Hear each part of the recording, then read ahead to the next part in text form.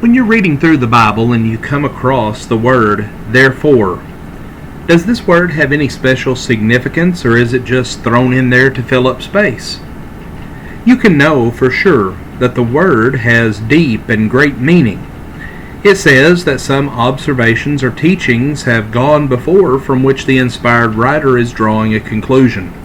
For example, Paul used 57 verses to discuss the resurrection of Christ as it bears on the resurrection of all men. He concluded the chapter in this way: "Therefore, my beloved brethren, be ye steadfast, unmovable, always abounding in the work of the Lord, for as much as ye know that your labor is not in vain in the Lord." 1 Corinthians 15 and verse 58. Now, there are dozens of examples of this approach in the Scriptures, and today I'm discussing just one of those examples with you. The Apostle Peter wrote in 1 Peter 1 and verse 13, "Wherefore, gird up the loins of your mind, be sober, and hope to the end for the grace that is to be brought unto you at the revelation of Jesus Christ." The word "wherefore" points to the wonderful provisions God has made for His children, an inheritance incorruptible and undefiled, and that fades not away, reserved in heaven for you. 1 Peter 1 and verse 4. Friends, based on God's plan for saving man, we have an obligation to live according to God's revelation. We live according to the things revealed in His Word by the Holy Spirit. Peter instructed his readers to gird up the loins of your mind. Now, that really is an unusual expression. Does our mind really have loins? How can we place a girdle upon our minds? Well, obviously Peter was using highly figurative language. He was referring to the habit of Eastern people who wore long flowing robes, who had to gather these with a girdle or a sash so that they would be able to move rapidly. The mind may be divided, it may be confused, it may be unstable. And Christians are to have their minds brought into harmony with the revealed will of God. We're not to be double-minded men who are unstable in all of our ways, James 1 and verse 8.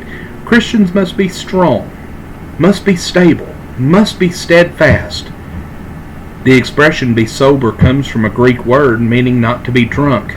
However, the apostle is using the phrase here in a figurative manner. The Greek word here is used 6 times in the New Testament, and always is translated either "be sober" or "watchful." In the biblical context, the word means to exercise self-control. If there is any greater need in our society than for men and women, boys and girls, to control their appetites and their activities, I do not know what it would be. We are accustomed to giving free rein to whatever we choose to do. Many of us would say, "But I have a right to do that. If I want to drink, if I want to use drugs, if I want to engage in illicit sexual activity, who are you to restrict my freedoms?" And this lack of self-control is destroying our nation today. Christians not only are urged to be sober, but we're encouraged to hope to the end for the grace that is to be brought unto you at the revelation of Jesus Christ. The expression "hope to the end" means to perfectly hope or to hope fully. Christians have a sound basis for hoping the sacrifice and the resurrection of Jesus Christ, and how very important that hope is in the life of every human being, whether or not that person is a Christian. How can we face the battles of life unless we have that hope? Well, the final act of grace will be brought to human beings at the revelation of Jesus Christ. And there are a number of words which describe the Lord's final appearance, His coming or presence, epiphany, and manifestation. The word revelation means uncovering or unveiling. And what an uncovering that will be when we see Jesus Christ in all of His glory, in all of His splendor.